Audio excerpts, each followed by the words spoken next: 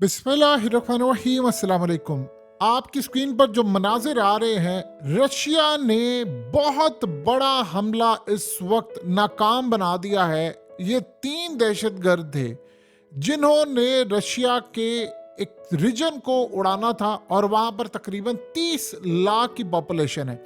इनको वही टारगेट दिया गया था कि आपने जाना है, गैदरिंग के अंदर जाकर डिवाइस लगानी है और इस दफा कम से कम 1000 बंदा मरना चाहिए।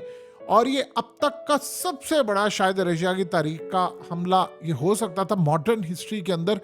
इतना बड़ा हमला जिसमें तकरीबन 1000 से 1500 के करीब लोगों को निशाना बनाना था और इन 3 हमलावरों को इन्होंने पकड़ लिया है। मनाजिर सारी दुनिया देख रही है, लेकिन अजीब बात यह है, आप हैरान होंगे इस बात को जानकर कि दुनिया के मीडिया के ऊपर कोई खबर नहीं है। यानी इससे ज्यादा बदनीयती क्या हो सकती है कि एक बड़ा क्लियर एक प्लान है कि रूस हमले का जवाब दे और हम उसके बाद रूस को लहूलुहान कर दे। यानी आप ये सोच लें कि एक होता है कि ठीक है, थोड़ा सा इंतजार करे, थोड़ा कुछ करे। रूस असल में बहुत उसने सब्र दिखाया, लेकिन शायद ये लोग तैयार नहीं है। वो चाह रहे हैं कि नहीं, हमला हो जाए और हम उस हमले के बाद ये काम करें। असल में ये सारे का सारा जो हमला इन्होंने नाकाम बनाया है रूस की इंटेलिजेंस एजेंसियों ने, उसमें वो सारी तफ्तीश शामिल है जो एफएसबी ने रिपोर्ट दी है। रूस की इंटेलिजेंस एजेंसियों की ये नाकामी थी कि उन्होंने पहला हमला नहीं रोक पाए, लेकिन अब उन्होंने दूसरा हमला रोक लिया है और पैटर्न वही था। उन्होंने बताया कि सेंट्रल एशियन कंट्री यानी ये ताजिक लोग थे जो आए हैं, जिन्होंने आकर हमला करना था। अब प्रॉब्लम सबसे बड़ा ये पैदा इस वक्त हुआ है कि रूस में लाखों के हिसाब से इस वक्त ताजिक काम कर रहे हैं। उन सब की जिंदगी इस वक्त बेचारों की तकलीफ में है। जाहिर सी बात है, बहुत सारे एज अ वर्कर के तौर पर काम करते हैं, क्योंकि सबको पता है ताजिकिस्तान रूस का हिस्सा था, तो अब वो अलग हो चुका हुआ है। लेकिन इस सूरत हाल में आज भी रूस की इकोनॉमी बेहतर है, तो वो सारे वहाँ पर आते हैं। तो अब इन्होंने प्लान ये किया था कि हमने तकरीबन, आप सोच लें कि जो डिवाइसेस मिली हैं उससे तो ये अंदाज़ा हो रहा था कि करीबन इन्होंने एक नहीं कई जगह पर हमले करने थे। यानी आप ये सोच लें कि करीबन 10-15 डिवाइसेस आपने लगानी थी, इन्होंने फायरिंग करनी थी। इन्होंने उसके बाद कुछ बहुत खतरनाक हमले करने थे, जिसके बाद पूरे रूस में कोहराम मच जाना। और एक बड़ी अजीब चीज़ है कि ये हमले एक जगह पर नहीं करने थे। यानी इस दफ़ा जो टारगेट था वो ये था कि करीबन 5 से 10 जगहों पर, मुख्तलिफ जगहों पर हमले करके फौज को इंगेज करना। और ये भी बड़ी अजीब सूरत हाल है कि इसके बाद खुदा ना खासा अगर ये हमला हो जाता तो ये नहीं पता था कि इसको करके दूसरी जगह पर हमला क्या करना। देखिए, जो सूरत हाल सामने आई है, रूस की एजेंसियों ने और रूस की फौज ने जो काम किया है, उन्होंने ये बात बताई और बड़ी ही हैरान कुन ये बात है जो आपको शायद समझ ना आए और हमें भी शायद समझ ना आए कि इस दफा मामला बड़ा अजीब था कि ये हमला दिखाकर असल हमला करना था। ये बड़ी अजीब चीज है कि ये जो तमाम लोग पकड़े गए हैं, असल में पैटर्न वही है इनका। अब इस दफा मामला ये हुआ कि वो एक एक चीज को मॉनिटर कर रहे हैं, एक एक चीज को अपनी, उन्होंने जो खुफिया तौर पर एजेंट्स होते हैं उनको एक्टिव किया हुआ है। उसमें इस्लामिक फोर्सेस की मदद हासिल हो रही है और सबसे बढ़कर अफगान तालिबान और इन सब का जो इस वक्त मामला है वो सामने आ रहा है। वो इनको इन्फॉर्मेशन दे रहे हैं और वहां से उनको पता चल रहा है। अब आप सोचिए जरा कि आपने कई चीजें उड़ानी थी। और एक बात अब ज़हन में रखिएगा, जब से रूस ने ये बात कह दी है कि अब अगला निशाना उनका, यानी अब ज़ेलेंस्की है या उनका इंटेलिजेंस चीफ आए हुए, इन्होंने इसको छोड़ना नहीं है। यानी आप अंदाज़ा कर लें कि अजीबोगरीब सूरत हाल है कि रूस पर 3-4 मजीद हमले दागने जा रहे थे, वो तो उन्होंने पकड़ लिए। अब इसका ये मतलब है, ये बात बड़ी क्लियर है जिसको अब आपने समझी। इसका क्लियर मतलब है जंग उन्होंने छेड़नी है। यानी जो यूरोप है, अमेरिका है, वो तैयार बैठे हुए हैं। आप कितने हमले नाकाम बना सकते हैं। देखिए, एक चीज ज़हन में रखिएगा, अगर अमेरिका में कोई हमला हुआ होता इस तरह का जो रूस में हुआ है, तो पूरी दुनिया में कोहराम मच जाता है और अमेरिका की इंटेलिजेंस एजेंसियों की रिपोर्ट आती तो आर्टिकल 5 के तहत उन्होंने कहना हम तो इस मुल्क में जा रहे हैं हमला करने के लिए। आप सबको पता है ना अफगानिस्तान में इन्होंने क्या किया था। अलग बात है कोई चीज सबूत और चीजें नहीं थी, लेकिन इसके बावजूद इन्होंने काम किया। आज रूस में इतना बड़ा हमला हुआ क्योंकि रूस के तमाम चैनल्स बैन है, रूस को कोई दिखाने की इजाजत नहीं है, उनके ऊपर पाबंदियां हैं।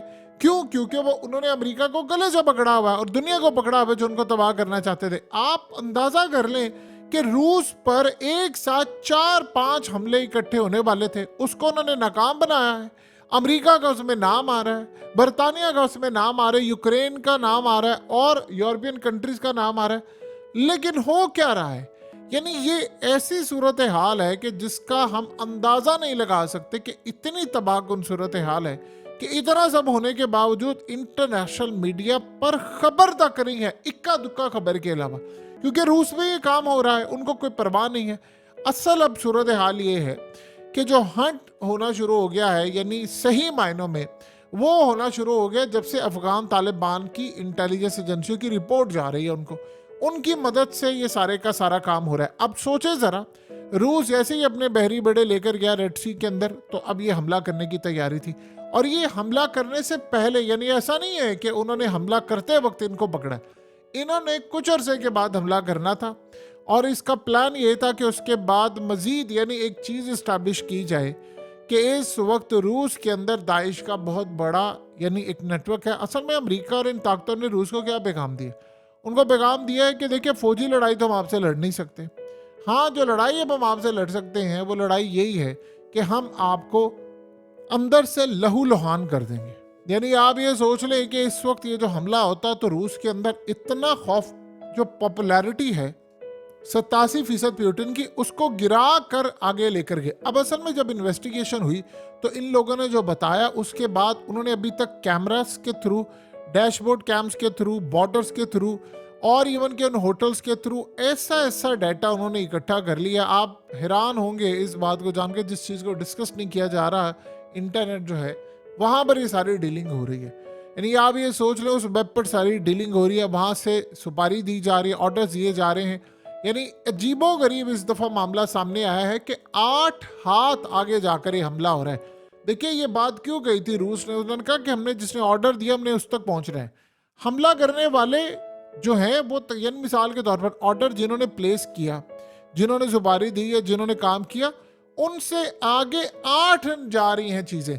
यानी उसने आगे दिया, उसने आगे दिया, उसने आगे दिया और करते करते 8 हाथ आगे जाकर ये हमला हो रहा था। और ये अब तक का सबसे ज़्यादा, देखिए जो चीज़ हमला नहीं होता उसके बारे में हमेशा याद रखिएगा, ऐसा नहीं है कि वो हमला छोटा था, वो हमला शायद पहले से ज़्यादा खतरनाक था।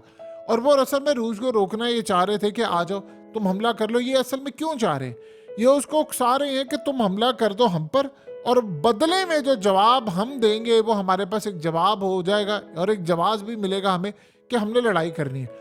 असल में अमेरिका में हो ये रहा है कि उनकी इस्टेब्लिशमेंट ये चाह रही है कि इलेक्शन से पहले पहले कोई ऐसा काम हो जाए कि जिसके बाद अमेरिका में एक मार्शल लॉ की भी सूरत हाल पैदा हो जाए। देखिए अगले चंद हफ्तों में या महीनों में अमेरिका में साइबर हमले हो सकते हैं, बिजली जा सकती है, इलेक्ट्रिसिटी जा सकती है, चाहे वो खुद करें हमला या वो बाहर से हो, जो भी है। इस सूरत हाल में वो आवाम को ये बता देंगे कि अब इस वक्त पूरे का पूरा अमेरिका हालत जंग में है और ये जंग इस वक्त तबाहकुन मामला इस वक्त शुरू करने जा रही है। एक तरफ तो ये सूरत हाल पैदा हुई है, दूसरी जानिब गालिबन ये भी अब एक प्लानिंग हो रही है जिसमें रूस देखेगा कि ताजिकिस्तान के अंदर कोई ग्रैंड ऑपरेशन किया जाएगा जिसमें रूस की इनपुट होगी। देखिए ताजिकिस्तान का जो हुक्मरान है वो रूस के आगे वैसी माफिया मांगता फिर है कि भाई हम नहीं चाहते दहशतगर्दी फलाना ये वो सारे रूस के अंडर है, ये ज़हन में रखिएगा। लेकिन इस सारे के सारे मामले में जो हालात इस वक्त सामने आ रहे हैं वो पहले से ज़्यादा ख़तरनाक हैं, वो बहुत ज़्यादा इसकी तबाहकुन सूरत हाल सामने आ रही है। असल में इन सबको सबसे ज़्यादा जो ख़तरा इस वक्त जो नज़र आ रहा है, यानी जो परेशानी इस वक्त नज़र आ रही है, वो ये है कि इस वक्त रूस ने इंतकाम लेना है और उन्होंने करना है बहुत बड़ा हमला। ये जो हमला इस वक्त रूस करने जा रहा है वो असल में इनके ऑफिशियल्स को अगर मारता है तो अमेरिका के ऊपर लाजिम हो जाएगा कि या तो इसकी हिफाजत करें, दुनिया के अंदर ये बात जाएगी कि अमेरिका फेल हो गया है। तो एक चीज़ इनमें रखिएगा, अब एक और भी हमले के अंदर ये यानी जो हमले हो रहे हैं उनमें रूस के सदर को भी टारगेट करने का निशाना। देखिए इन्होंने पिछले तकरीबन 2 साल में ये बात तो ब्यूटन ने बड़ी क्लियरली बताई है कि उन्होंने यानी पिछले 20 सालों में रूस के सदर को मारने की कितनी कोशिश की, उसकी हुकूमत गिराने की कोशिश की और पिछले 2 साल में तो इतने हमले करने की कोशिश की कि शायद आज से पहले हमने इतने हमले नहीं देखे। लेकिन इन सारे मामलात में जो सबसे अजीबोगरीब सूरत हाल है वो ये है कि अब वो दोबारा कोशिश ये कर रहे हैं कि सदारती महल की तरफ जाया जाए। पुतिन की ज़िंदगी को इस वक्त शदीद खतरा है, और सबसे बड़ा खतरा ये है कि जो हालिया हमला हुआ है उसमें थोड़ी सी अजीब गरीब चीज़ ये सामने आई है, तकलीफ दे भी है, कि अंदर के कुछ लोग मिले हुए थे जो रूस में इस बात को वो, यानी आपको पता है कि पुतिन ने ये बात कही थी, उसने कहा था मैं सब माफ़ कर सकता हूँ, सब, बेवफाई नहीं माफ़ कर सकता, गद्दारी माफ़ नहीं कर सकता, बाकी मेरी किताब में तमाम चीज़ों की माफ़ी। अगर दुश्मन है और दुश्मन आकर मुझे कहता है कि ठीक है वो दुश्मन है, उसके पास एक जवाब है कि वो लड़ाई कर रहा है, लेकिन जो गद्दार है मैं उसको माफ़ नहीं कर सकता कि मेरे ही अंदर हो, मेरे मुल्क में हो, मेरा साथी हो और बेवफाई कर जाए। उसने कहा ये चीज़ मेरी किताब में माफ़ी नहीं है और इसको मैं नहीं छोड़ूंगा। आप ये सोचिए कि इस वक्त सबसे ज़्यादा जो हालात ख़राब हैं वो ये है कि अगर CIA इतनी बड़ी तादाद में पेनिट्रेट कर सकती तो वो पुतिन को रास्ते से हटा देते, लेकिन वो अभी हटा नहीं पाए। आप ये सोचें कि अमेरिका के अंदर अब ये आवाज़ उठी है और बड़ी अजीबोगरीब आवाज़ उठी है कि हमें अफ़गानिस्तान के अंदर दोबारा अपनी फ़ौजें भेजनी है। नाम क्या वो लगा रहे हैं, ज़रा चेक कीजिए। नाम ये लगा रहे हैं कि एक तो उनकी दहशतगर्दी अया हो रही है और वो कह रहे हैं कि दाइश का वहाँ पर नेटवर्क है और हमें अब वहाँ पर उतार कर अफ़गानिस्तान की हुकूमत के ख़िलाफ़ ये काम करना है।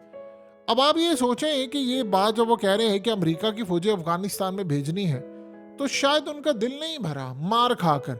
और एक दफ़ा याद रखिएगा, इस दफ़ा ज़हन में रख लें, जिस मुल्क ने अमेरिका की फ़ौजों को अड्डे दिए वो अपना बिल्कुल बंदोबस्त कर ले तबाही के आखिरी घड़े में जाने के लिए, क्योंकि पहले मामला और था। इस दफ़ा उनकी गवर्नमेंट है, रूस है उनके साथ, ईरान उनके साथ खड़ा हुआ है, चाइना उनके साथ खड़ा हुआ है, हुकूमत में वो आ चुके हैं। और जिसने पहले तो मामला ये था ना कि आपने एक जवाब बना लिया जी मुल्क में हमला हुआ है तो हमें वहाँ जाना है, फलाना करना है, अब आप ये भूल जाइएगा।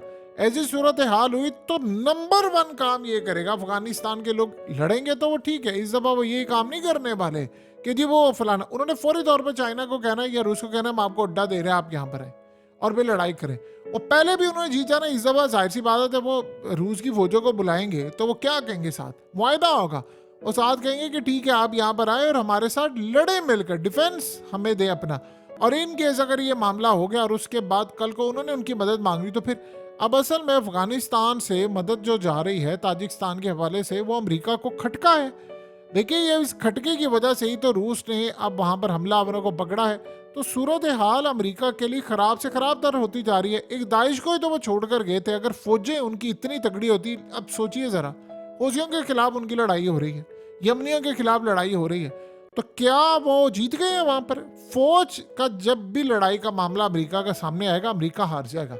ये बात सिर्फ अमेरिका ने इजराइल का मामला नहीं देख रहे, सारी जिंदगी दुनिया को ये बताया जाता है इजराइल की फौज जैसी फौज ही कोई नहीं है। मैदान में जब उतरे हैं तो हाल उनका आप देख ले क्या हुआ है। अमेरिका की फौजों का आप हाल देखें, अमेरिका ने बताया जंग कौन सी जीती है, यूक्रेन वाली वो जंग हारे हुए हैं, अफगानिस्तान की वो जंग हारे हैं, इराक शाम सिर्फ और सिर्फ काम ये था कि ब्लैक वाटर घुसा दिए दाइश को। अब यहाँ तक भी मामला हो रहा है कि यूक्रेन की जंग को वो कह रहे हैं कि हम किराए पर देने को तैयार है ब्लैक वाटर को जब आप जंग देते हैं किराए के ऊपर, अगर वो इतने काबिल होते अफगानिस्तान में ना जीत जाते तो वो पूरी जगह पर तबाही करते, वो फिर उनके ऊपर कोई लॉ अप्लाई नहीं होता। अब कुल मिलाकर जो सूरत हाल पैदा हुई है वो रूस आगे बढ़ा, इस दफ़ा कम से कम ये काम किया है।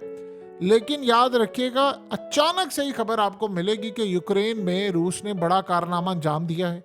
उन्होंने किसी सूरत इस सारे, देखिए अगर आज वो जाकर यूक्रेन के अंदर इंटेलिजेंस चीफ है या ज़ेलेंस्की है या कोई और बंदा है, ज़ेलेंस्की की तो हालत ये हो चुकी है कि इसके ऊपर एक किताब लिखी गई थी जो अमेरिका में उस वक्त $49 की बिक रही थी। इमेजिन करें ज़रा, तकरीबन पाकिस्तानी को 14,000 में। फिर वो किताब बिकना बंद होगी तो उन्होंने इसको $25 कर दिया, फिर वो बिकना बंद हो गई तो $4 तक ले है, यानी आप ये सोचें करीब उसको फ्री कर देंगे।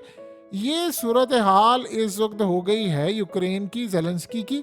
यानी अब जो भी बंदा अगर रूस के अंदर समझता है चीज़ों को, उसको ये पता है कि अगर रूस ने यहाँ पर इंतकाम ना लिया तो उसकी आवाम उससे बददिल हो जाएंगे और वो कहेंगे कि तुम हिफाजत नहीं कर पाए। तो उसने खामोशी के साथ इंतकाम लेना है और खामोशी से इंतकाम लेने के बाद इस वक्त बड़ी अजीबोगरीब सूरत हाल होगी कि रूस पूरी तरह इसका सफाया कर देगा। और ज़ेलेंस्की ने इसीलिए कहा है कि मुज़ाकरात की टेबल पर आ जाएं, बातचीत करने को तैयार है। हम चाहते हैं कि उसी तरह बातचीत हो जिसमें कोई हल निकल आए, कोई सूरत हाल हो जाए।